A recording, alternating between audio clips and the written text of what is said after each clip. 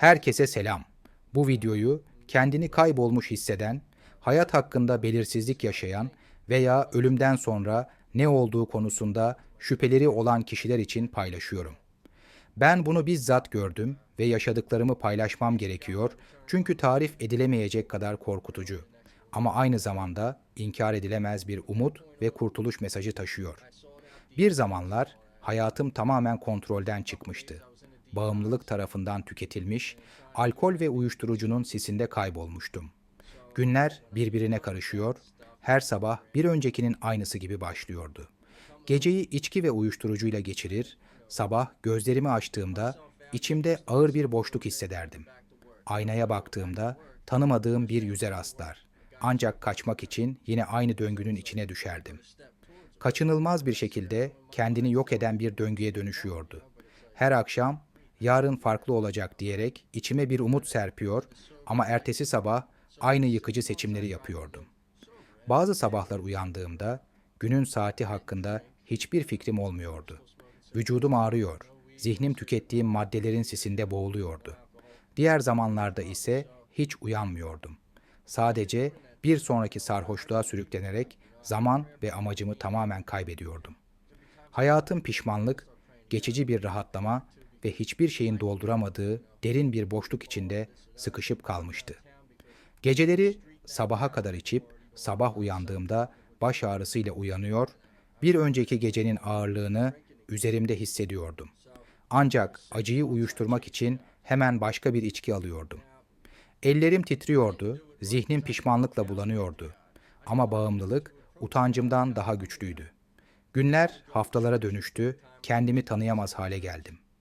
Kaç kez bırakmaya söz verdiğimi sayamıyorum ama her seferinde tekrar bağımlılığa yenik düşüyordum, her başarısızlık beni daha da zayıflatıyordu. Vücudum zayıflıyor, zihnim bulanıyordu ve ilişkilerim çökmeye başlamıştı çünkü önceliğim hep bir sonraki keyifti. İçimdeki boşluk derinleşirken onu ancak daha fazla maddeyle doldurabileceğimi sanıyordum. Artık bağımlılık benim bir parçam haline gelmişti ve durmak imkansız görünüyordu. İşimde başarılıydım ve iyi para kazanıyordum. Ancak işim bittiğinde kendimi tamamen kontrolsüz bir hayatın içine bırakıyordum. İçki, uyuşturucu ve durmaksızın süren partiler. Geceler gündüzlere karışıyordu.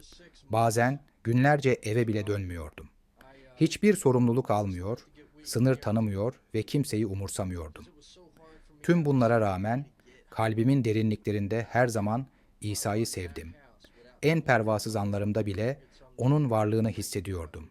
Ama onu fark etmek istemiyordum. Öğretilerine ihanet ettiğimi biliyordum. Ama içimde bir şey, onun beni terk etmediğine inanmamı sağlıyordu. Hatta ben ona sırtımı dönsem bile. Çocuklarımla dua ederdim ama içimde bir ikiyüzlülük vardı. Günah içinde yaşarken doğruluktan bahsediyordum. Dualarım samimiydi ama ardından gelen eylemlerim bu sözlerle çelişiyordu. Onlara Tanrı'ya güvenmeyi öğütlerken kendimi ondan giderek uzaklaştırıyordum. İçimde sürekli bir suçluluk ve pişmanlık hissi vardı. Ancak bağımlılığın pençesinde sıkışmışken ne kendimi affedebiliyordum ne de gerçekten değişebileceğime inanıyordum. Her gece en karanlık anlarımda bile çaresizce fısıldıyordum. Tanrım, lütfen beni bugün alma.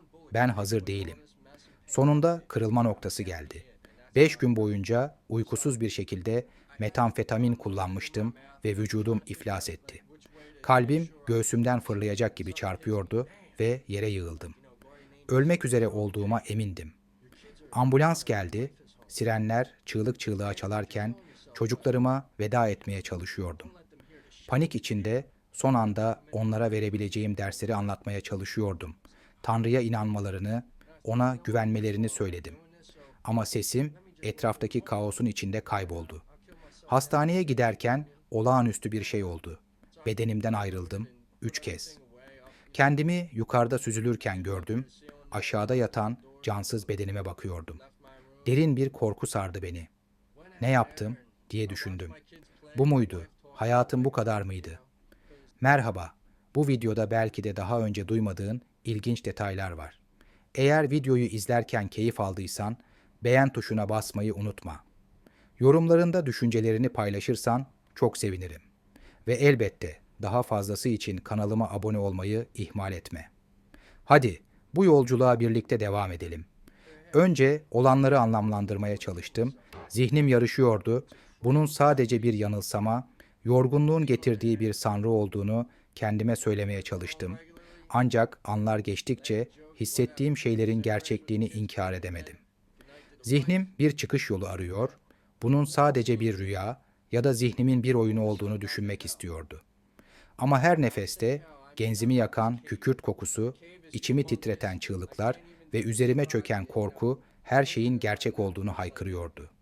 Vücudum titredi, kalbim hızlandı ama kaçacak hiçbir yer yoktu.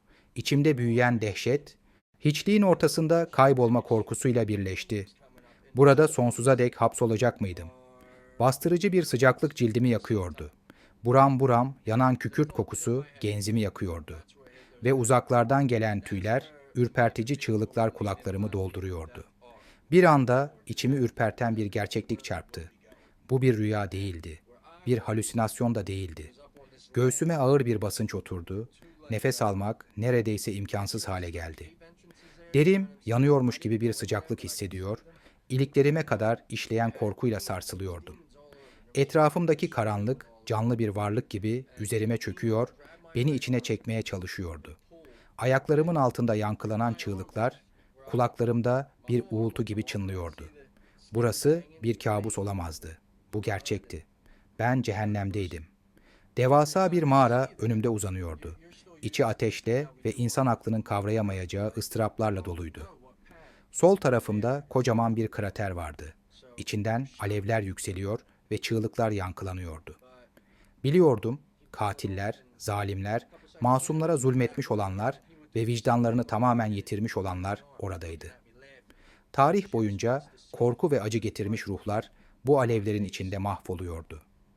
İhanet edenler, halklarını felakete sürükleyen liderler, zalim yöneticiler, masumlara işkence edenler burada çığlık atıyordu. Bazıları diz çökmüş, pişmanlık içinde feryat ediyor ama yankılanan çığlıkları boşlukta kayboluyordu. Elleri kelepçeli, zincirlenmiş ve kaçış umudu olmadan kendi işledikleri günahların yankısını duyuyor, en derin korkularıyla yüzleşmek zorunda kalıyorlardı.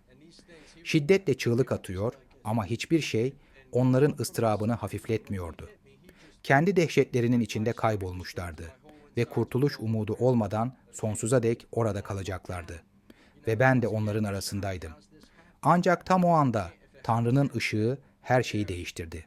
Çığlık attım, sesim derin boşlukta yankılandı, duvarlara çarpıp sonsuz bir çaresizlik içinde kayboldu.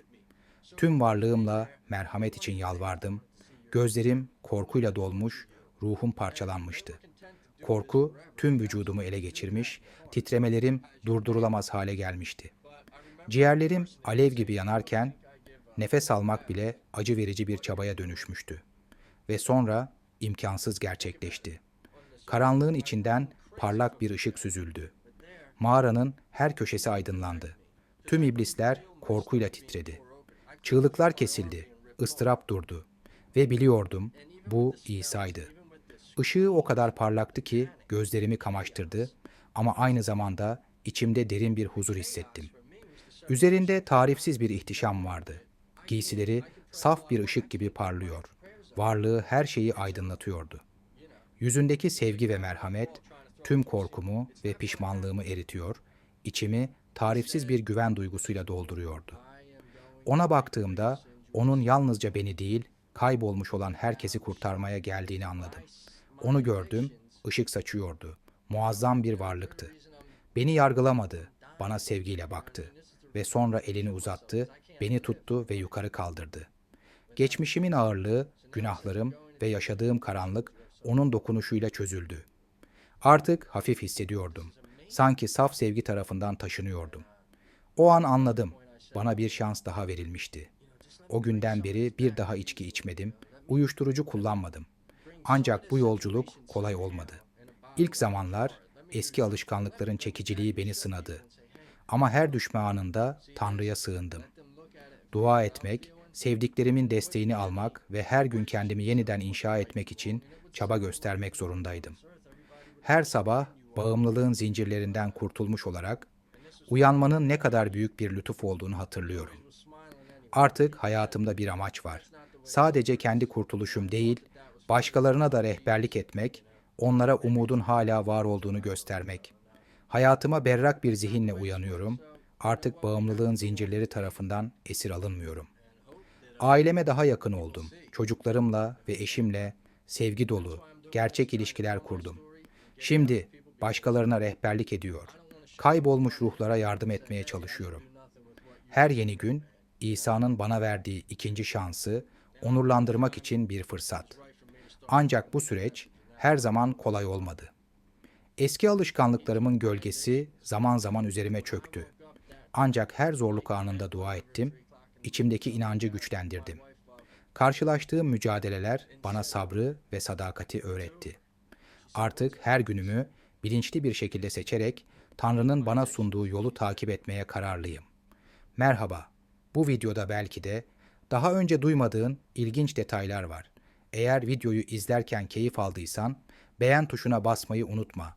Yorumlarında düşüncelerini paylaşırsan çok sevinirim.